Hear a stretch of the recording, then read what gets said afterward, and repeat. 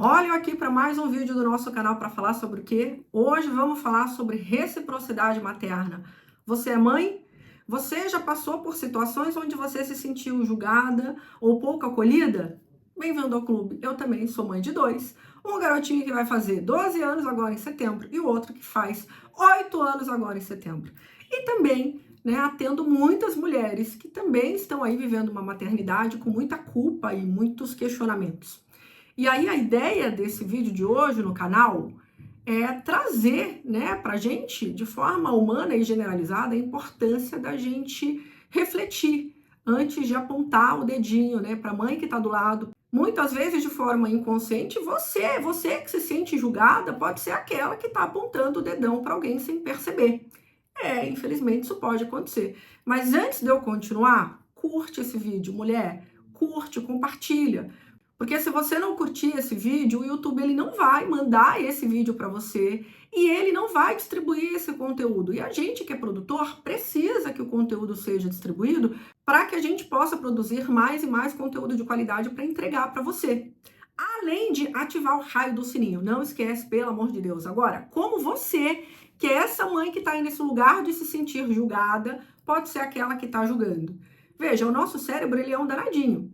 Então, assim, de forma inconsciente, você emite comportamentos que você acaba negligenciando.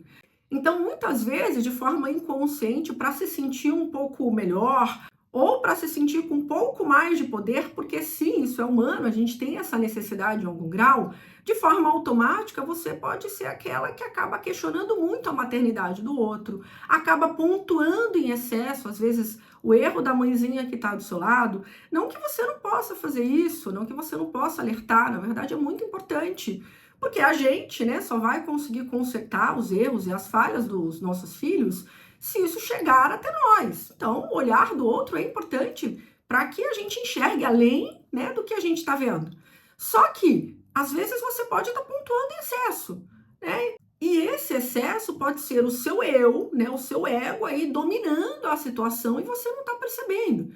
Então, deixe para pontuar se for algo extremamente fora da curva, ou pontue uma vez algo que você considera importante, mas pensa se tem a necessidade de você ficar repetindo, repetindo e repetindo, ou antes de pontuar, sempre pergunte: olha, você sabia que o seu filho ou sua filha faz esse movimento? Sabia? Ótimo, então você não precisa continuar falando. Se o outro já sabe e tem a consciência, você ficar martelando aquilo pode levar o outro para um lugar de culpa e de desconforto que talvez você não queira. E talvez você faça isso de forma inconsciente. Então, minha sugestão, sempre pergunte: você acha, que você está fazendo mais isso daqui para uma filha do que para outra filha? Não, não acho. Por que você está perguntando isso? Talvez a pessoa lance essa pergunta para você. Você vai dizer: olha, porque às vezes eu acredito que isso aqui está acontecendo, ou que isso aqui está acontecendo. Faz sentido? Não faz sentido? Então, assim, sempre tente lançar em forma de pergunta aquilo que está na sua cabeça, porque você abre espaço para que o outro se sinta à vontade de colocar o ponto de vista dele.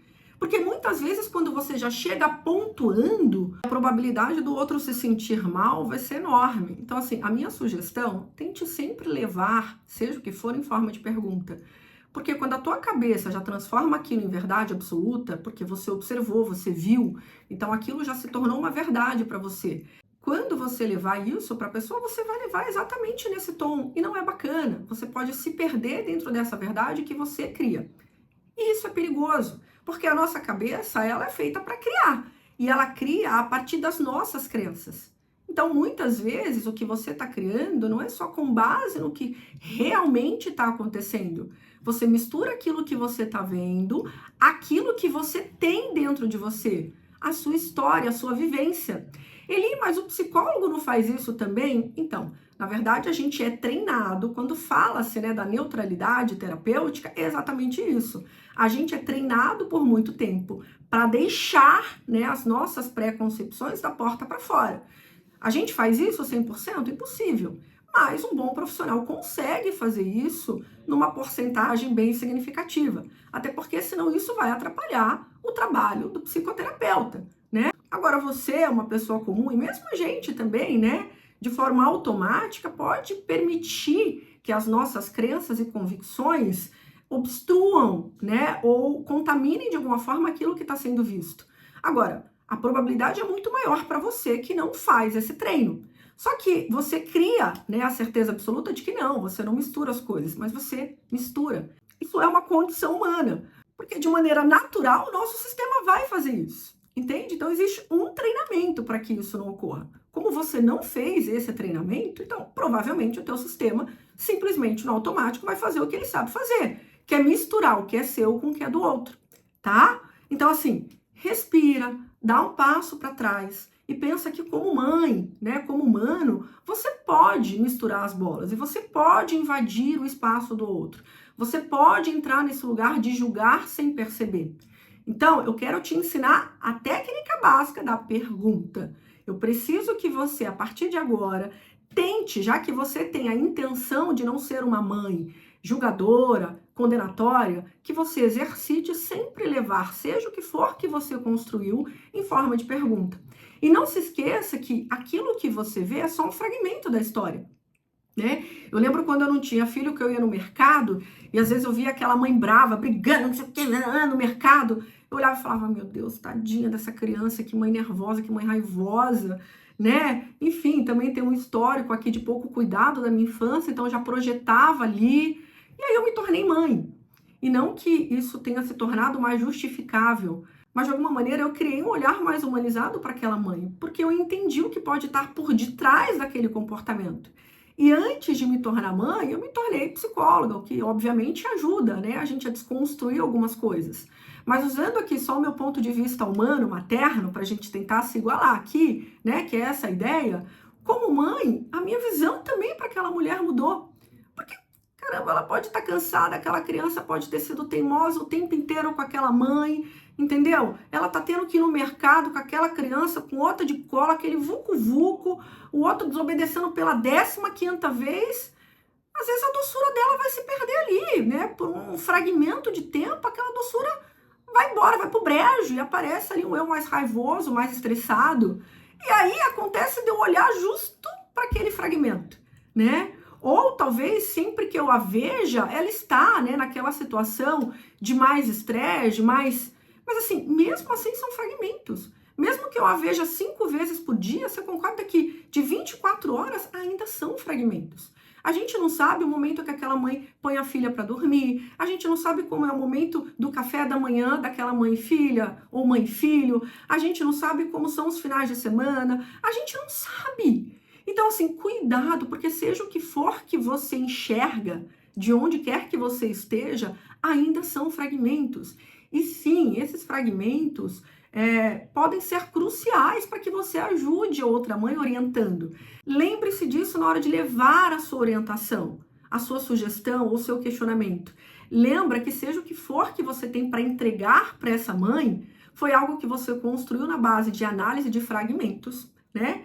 E lembre-se de perguntar, para que você não coloque essa mãe num lugar desconfortável. Porque sim, seja o que for que você construiu, por mais boa intenção que tenha, pode ter sido algo equivocado, né? E a partir do momento que você levar para essa mãe, com abertura também, porque a partir do momento que você entende que o que você construiu não é verdade absoluta, você tem que estar com abertura para desconstruir. Porque se não for aquilo, a mãe vai argumentar. Vai dizer, olha, não é bem assim, na verdade tem isso daqui acontecendo. E se você tiver com abertura, você vai dar um passo para trás de caramba, né? Construir errado. Fiz aquilo que ele falou. Criei uma história, né? Com base no que eu estava vendo e com base na minha história de vida também misturei tudo e acreditei que isso daqui era uma verdade sobre o outro. Mas não é. Não é porque o outro está me contando outras coisas que eu não estava vendo, que eu não estava acessando. Mas se você não for com abertura, se você for rígida com a tua verdade absoluta, quando essa mãe começar a argumentar com você, você vai pensar o quê? Lá tá ela se defendendo.